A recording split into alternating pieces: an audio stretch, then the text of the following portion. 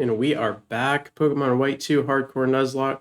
We have made it to the 8th gym, focusing on water types, and the only thing you guys missed in the meantime was a level 44 roly-poly here, Roggenrola, not dying because of Sturdy, survives the Jellicent Surf, and then turns around and uses Stone Edge, 100 power rock-type move, gets the stab damage, and then it critical hits my level 47 Jellyfish. So we only lost one, but man, that was potentially a really good one. This is my first playthrough of the game, so I don't want to be too hard on myself because I don't know which trainers I should probably dodge and not fight, and that sort of thing. But still, I have lost a lot of Pokemon this run. So if I do play Black 2 in the future, I really just got to watch out for certain stuff like that. But with that being said, this is the team we ended up with for the 8th and final gym here. We went really hard into the electric category, but we're actually going to lead with Amoonguss and then have all of our electric buddies in the back to see if we need to do something there. And the main reason I'm doing that is because I think he's going to lead with Caracosta, the water rock turtle, the fossil turtle you got that you can get in these games, and he has Sturdy. So Grass is 4 times super effective against him, and I'm just really trying to play around that Sturdy since Amoonguss will be able to eat anything that he throws at us, more so than my electric types will be able to. So here we go. Final gym battle for this game, for this region here. And then the Elite Four. So hopefully we can get through this one without losing anyone. That is always our goal here.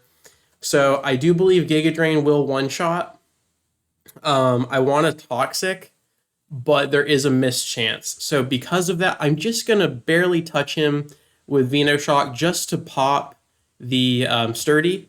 And then I'm pretty darn sure that Giga Drain will one-shot from there. Okay, that is a little concerning. Because now he is definitely faster, but at least we have popped the Sturdy, because then he would just use a full restore and we'd kind of be stuck. So basically, Amoonguss just needs to survive whatever move Caracosta is about to use, and then Giga Drain will kill. So this, no crit. If it crits, I think I'm dead, but if it doesn't crit, we should be fine. Okay. So we actually get a bonus paralysis as well in case this goes poorly. But Giga Drain, 4 times super effective. I also have the Big Root item on Amoonguss, which gives increased healing to moves like Giga Drain, which is really nice. So Caracosta goes down, was going for the Shell Smash play, which is insanely terrifying. But we put that down before it got to be too big of a problem. All right, so Big Wailord comes down here, and Giga Drain is 2 times super effective. I could go for a whole Toxic Venoshock play here, but like we just talked about, Toxic does have a chance of missing, and I just really don't want to miss here. Now, Wailord used Bounce. That is a massive whale that is currently hovering in the air, waiting to come down here. So I think the response is throw out an electric type that has static. So I don't have to eat that. Now who do I want? I could go with the Flying Pikachu. We could go Aurora here. We don't want to go the Bug since that's neutral. We could go with the Eel here. So let's just see. So Bounce is physical. So let's look at physical defense. Okay, we don't want to do the Flying Pikachu. We'll take a lot of damage. So either Ampharos or was it the Eel? Ampharos or the Eel? Let's do it. Let's use Electro. Let's use the Electros here.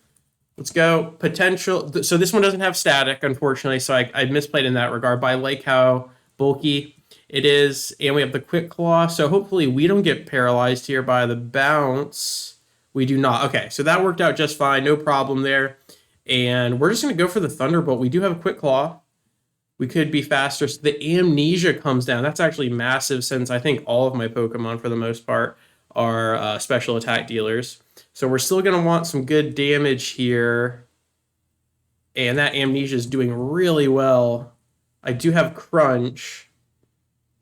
It's not going to do much. It's honestly probably going to do less than that, but it could set us up for another Thunderbolt, and we're going to be staying away from the potions, which is what we want here. So I'm actually going to go for a Crunch. And another bounce comes down. Wow.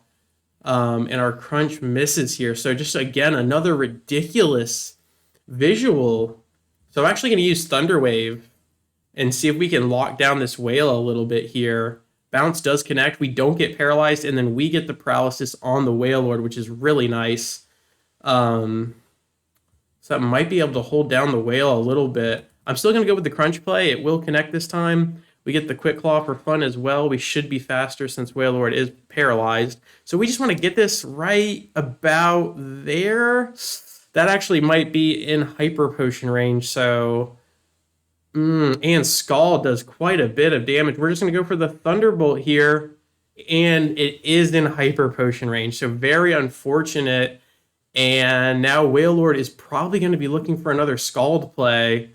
Thunderbolt does connect and probably bring him about a third there. Okay, almost half. We do have the paralysis. So Wailord, if he gets that Scald off, we will die. So I'm going to go ahead and use this to Volt Switch here and get the free swap into another Pokemon, one that can actually tank a Scald if possible. Now, if this kills, it'll be an incredible swap.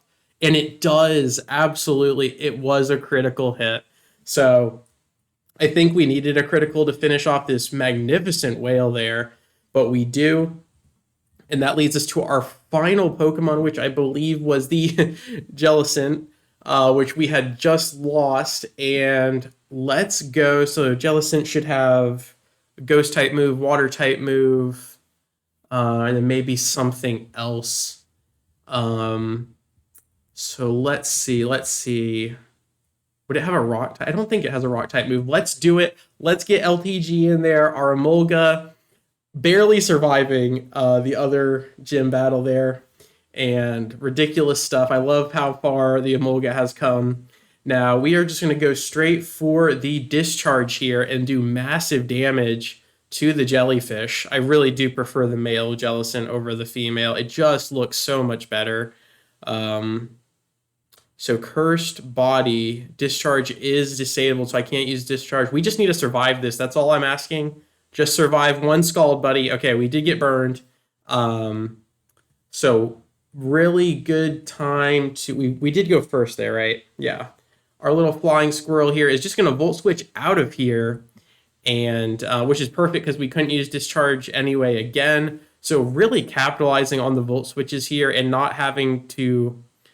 pay any price for the switches. So we have learned a lot from the 4th gym leader and the original Black, and this sequel as well. Lisa with her Volt switching Emolgas has really come through clutch here. So now we get the swap, and I do believe it is time for the Ampharos to show us what she's got. And this should be it, I think. If we can survive this brine, hopefully less than half. Okay.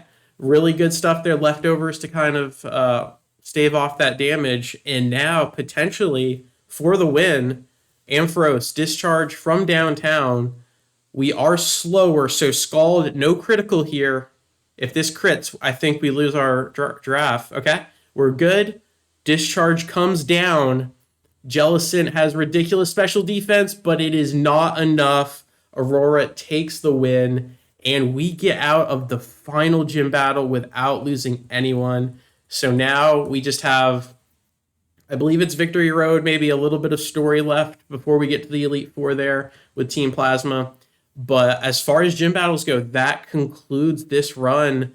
And it will not be long before we dive right into the Elite Four, which I haven't even looked at. So I don't know what types we're dealing with, what level caps we need to respect there. But I'm really excited. I'm really excited to see how this Elite Four compares to the original Black and White games. And I've been really digging the variety that this one has, but you can also tell that it is very much a sequel to Black and White, which is really cool. So we are finishing up Gen 5 here, and I am hoping that we can get through in this run as the gym leader swims away there.